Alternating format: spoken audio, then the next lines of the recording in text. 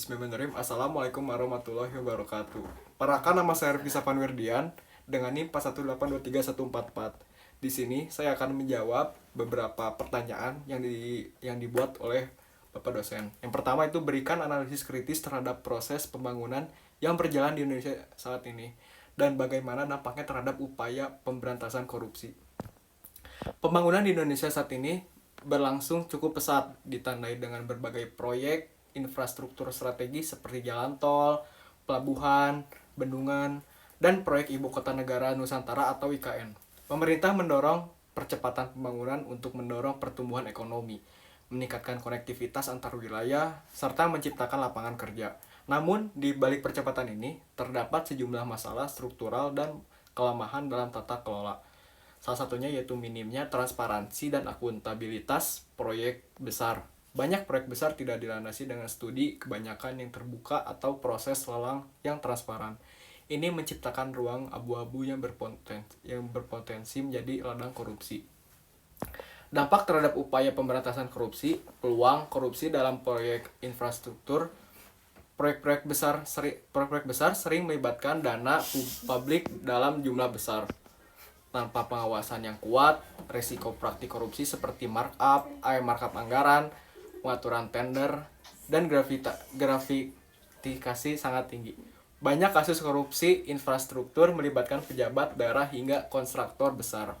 Baik, untuk pertanyaan selanjutnya, pertanyaan kedua, itu bagaimana membangun masyarakat di daerah tertinggal di Indonesia dengan menjadikan komunikasi sebagai ujung tombak pembangunan. Komunikasi bukan hanya alat bantu teknis dalam pembangunan, tetapi inti dari proses pemberdayaan masyarakat. Di daerah tertinggal, komunikasi yang humanis, partisipatif, dan berbasis budaya lokal mampu membuka isolasi, memperkuat rasa kepemilikan terhadap pembangunan, dan mendorong transformasi sosial secara menyeluruh. Maka, menjadikan komunikasi sebagai ujung tombak bukan pilihan, melainkan keharusan untuk membangun Indonesia dari pinggiran. Baik, untuk pertanyaan selanjutnya itu ada kasus-kasus pelecehan seksual terhadap perempuan begitu marak akhir-akhir ini. Lalu bagaimana upaya dan peran komunikasi dalam mengantisipasi maraknya kasus tersebut. Oke, kasus pelecehan seksual terhadap perempuan yang semakin marak menunjukkan adanya masalah serius dalam budaya, pendidikan, dan sistem pelaporan. Komunikasi memiliki peran strategis dalam mencegah, mengedukasi, dan memberdayakan masyarakat dalam menghadapi masalah ini. Lalu di sini ada beberapa upaya dari peran komunikasi yang relevan, yaitu komunikasi pendidikan di sekolah dan komunitas. Pendidikan seks yang sehat dan berbasis nilai sejak dini, baik di sekolah maupun di keluarga, dapat membangun pemahaman tentang batas tubuh, hak-hak individu, dan nilai saling menghargai. Komunikasi interpersonal yang terbuka antara orang tua dan anak itu sangat penting untuk menciptakan ruang aman bagi anak perempuan. Baik, untuk pertanyaan keempat, yaitu apa yang dimaksud dengan komunikasi pembangunan sosial dalam konteks kerukunan antar umat beragama.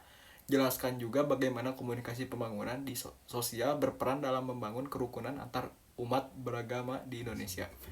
Komunikasi pembangunan sosial adalah proses pertukaran pesan atau informasi yang bertujuan untuk mendorong perubahan sosial yang positif, meningkatkan kesejahteraan masyarakat, serta menciptakan kehidupan yang harmonis. Dalam konteks kerukunan antar umat beragama, komunikasi pembangunan sosial bertujuan untuk membangun saling pengertian, toleransi, dan kerjasama di antara pemeluk agama yang berbeda. Baik, untuk pertanyaan terakhir, yaitu sebutkan dan jelaskan tantangan-tantangan yang dihadapi dalam membangun kerukunan antar umat beragama. Analisis peran media massa dalam membentuk opini publik terkait kerukunan antar umat beragama. Berikan juga contoh studi kasus yang relevan. Oke. Indonesia dikenal sebagai negara yang menjunjung tinggi keberagamaan. Kerukunan antar umat beragama masih menghadapi berbagai tantangan serius. Lalu di sini ada beberapa tantangan, yaitu salah satunya ketimpangan perlakuan terhadap kelompok minoritas. Masih menjadi diskriminasi terhadap pemeluk agama minoritas dalam hal perizinan rumah ibadah, pendidikan, atau pelayanan publik, yang berdampak menimbulkan rasa ketidakadilan yang mengganggu kerukunan sosial.